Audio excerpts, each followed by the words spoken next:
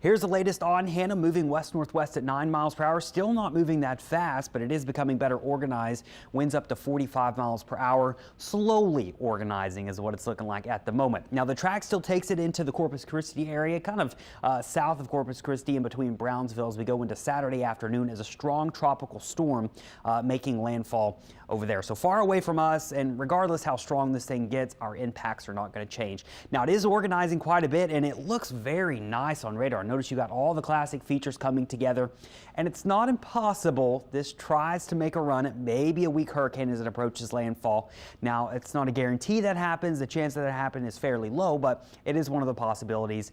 And as I mentioned, regardless, the impacts really aren't going to change for us, and they're not going to change for them really either. Heavy rainfall is the main story.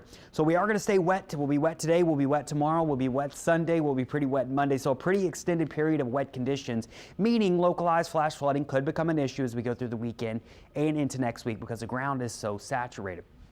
Elsewhere in the tropics, we got to talk about Gonzalo. Gonzalo is still a weak, or I won't say weak, it's a tiny storm that has been dealing with that dry air that tore it apart yesterday, and it's still struggling quite a bit. Notice not very organized, and the winds are at 50 miles per hour, so it has weakened, and the new forecast really don't think it's going to become a hurricane anymore. It's been too weak. It's got too much dry air in it. These tiny systems like this are very, very fragile, and you can see there it's going to make its way towards the Windward Islands. Here's Barbados, and it's going to make its way into the Caribbean and then start to weaken. So it does look like with the weak system in the Caribbean, it's not going to be able to survive. Now, it's a tiny storm. They can sometimes surprise you, so we'll keep a close eye on it. But at the moment, not too terribly concerned with it, I'll be honest. Out in the deeper tropics, we are watching a huge tropical wave. I mean, this thing is coming out of Africa, and you can see it here, this large area of showers and thunderstorms. The National Hurricane Center now highlighting it for a low chance of development over the next 5 days. So we'll be tracking this one as we go into next week.